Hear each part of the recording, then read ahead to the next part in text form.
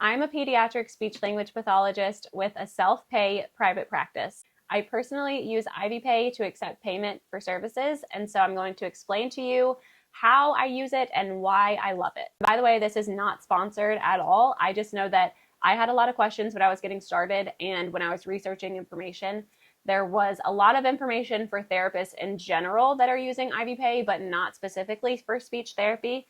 And so I wanted to make this resource available to any speech therapist out there who want to use Ivy Pay as a payment processor. However, the information that I'm going to bring to you today does apply to any therapist in general, so I hope it benefits you, and let's get into it.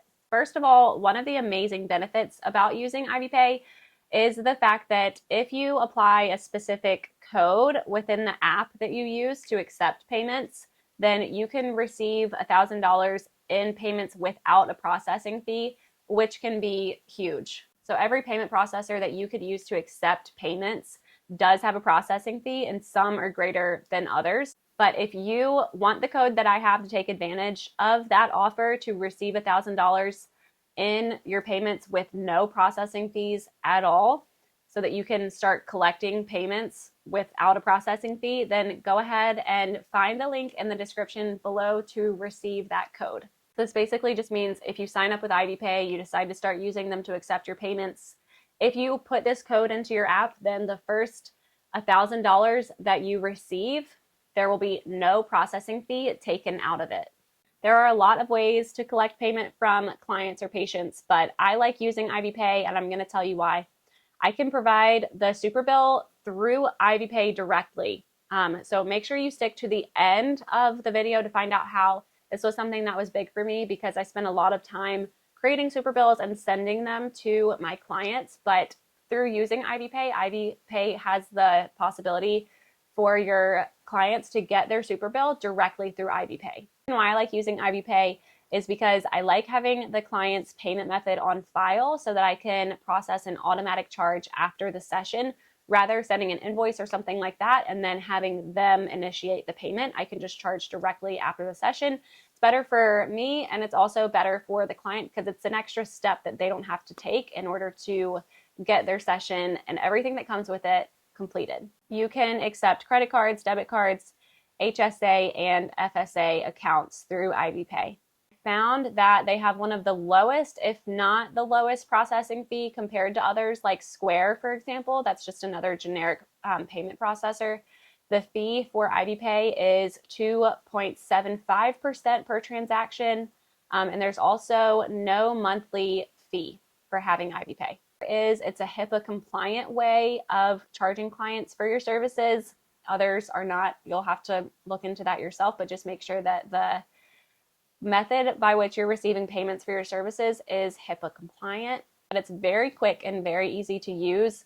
You can just use the app on your phone to organize payments and charge clients. So especially if you have a mobile practice and you're constantly on the go, maybe you're traveling between schools or houses to provide services, you can take care of your administrative work and billing on the go. So although it is extremely easy to use since it's app-based, setting up Ivy Pay and getting started can be a learning curve. So I just want to walk through exactly how I did it. So this is how to use it.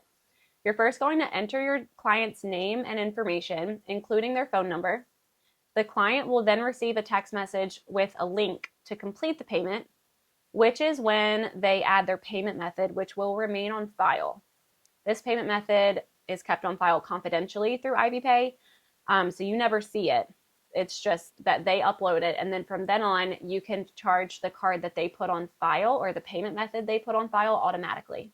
So you will also then receive a text message from Ivy Pay notifying you that the client was charged, so you're always informed. You never have to wonder if they got it. They'll send you a confirmation, and your client will also receive a text message indicating that their card was charged. So it's not like you're just charging it. They're never really informed, even though they would see it on their bank statement. You are notified when their card was charged, and the client is also always notified when their card is charged for a service. So this is how to do a Superbill through Ivy Pay. You have to enter the Superbill code in your Ivy Pay app, and I have a code for you. For some reason, Ivy Pay gives the code to some people and not others. It's sort of like you receive an email with the code. Maybe it has to do with how long you've been using them. But if you have access to a code from someone else, you can go ahead and use it. Today is your lucky day because I have that code for you down in the description below. And having this code will allow the client to see an option to access their Superbill.